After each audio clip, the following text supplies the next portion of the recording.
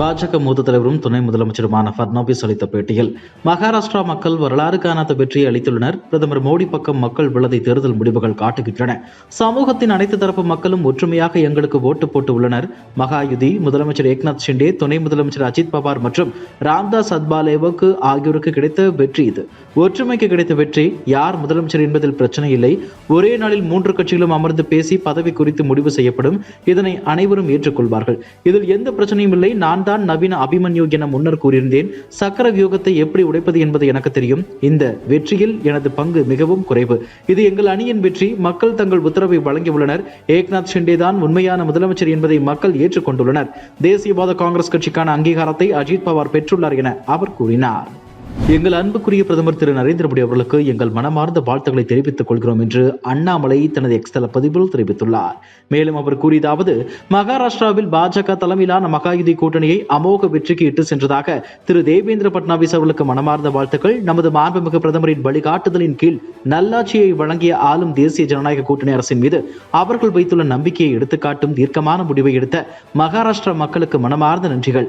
மகாயுதியின் சிறந்த வெற்றியானது மாநிலத்தின் வளர்ச்சி மற்றும் வளர்ச்சிக்கான அதன் அர்ப்பணிப்பிலிருந்து விளிம்பு நிலை பெண்கள், குழந்தைகள் மற்றும் விவசாயிகளை அதன் செயல் திறமிக்க கொள்கைகள் நடவடிக்கைகளால் மேம்படுத்துகிறது.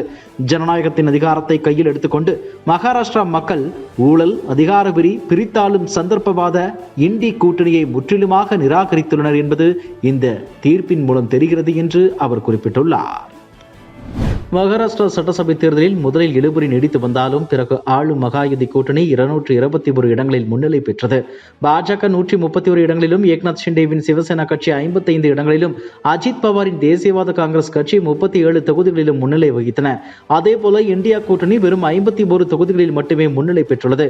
காங்கிரஸ் 18 தொகுதிகளிலும், உத்தவ் தாக்கரேவின் சிவசேனா 20 தொகுதிகளிலும், சரத்பவாரின் தேசியவாத காங்கிரஸ் 10 தொகுதிகளில் முன்னிலையில் உள்ளது. இதன் மூலம் மாபெரும் வெற்றியுடன் மகாயுதி கூட்டணி மீண்டும் ஆட்சியை பிடிக்க உள்ளது. இது காங்கிரஸ் கட்சியினருக்கு அதிர்ச்சியை ஏற்படுத்தியுள்ளது.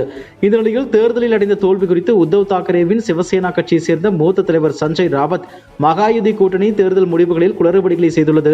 எங்கள் தொகுதிகளை அவர்கள் திருடிவிட்டனர். இது மக்கள் முடிவல்ல. மக்களே இந்த முடிவை ஏற்றுக்கொள்ள மாட்டார்கள். ஏக்நாத் ஷிண்டே 50 சீட்டுகளையும், அஜித் பவார் 40 சீட்டுகளையும், பாஜக 130 சீட்டுகளையும் பெற வாய்ப்பு இருக்கிறதா என கேள்வி எழுப்பியுள்ளார். அவரது இந்த பேச்சுக்கு பாஜக பதிலடி கொடுத்துள்ளது.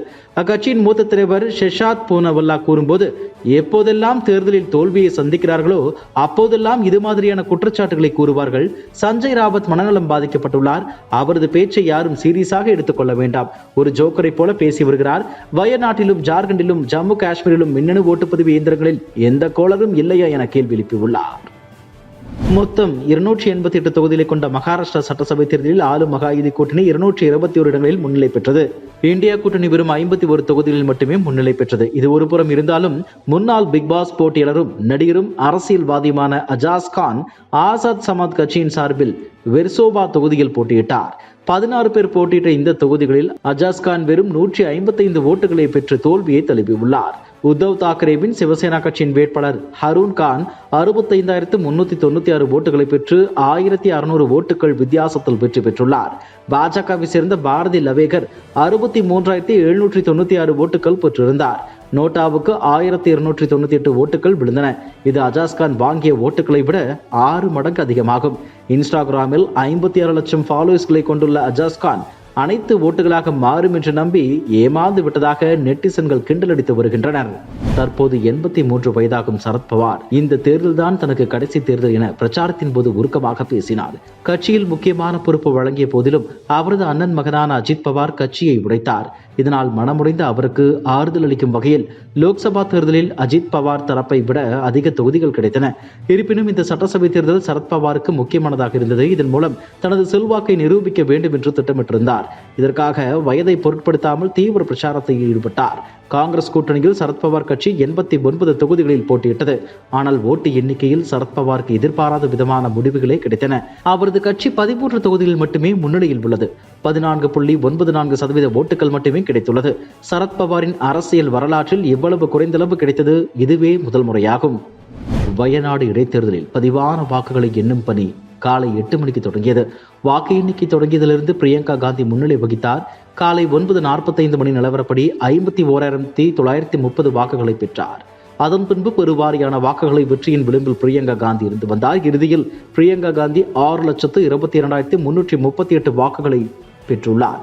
இந்திய கம்யூனிஸ்ட் கட்சி சார்பில் போட்டியிட்ட சத்யன் மொகேரி 2,11,407 வாக்குகளும், பாஜக சார்பில் போட்டியிட்ட நவ்யா ஹரிதாஸ் 1,09,939 வாக்குகளும் பெற்றுள்ளனர். இந்நிலையில் வயநாடு மக்களவை இடைத்தேர்தலில் 4,10,931 வாக்குகள் வித்தியாசத்தில் காங்கிரஸ் வேட்பாளர் பிரியங்கா காந்தி அபாரமாக வெற்றி பெற்றுள்ளார். சிபிஐ வேட்பாளர் சத்யன் மொகேரி 2வது இடமும், பாஜகவின் நவ்யா ஹரிதாஸ் டெபாசிட்டை இழந்துள்ளார்.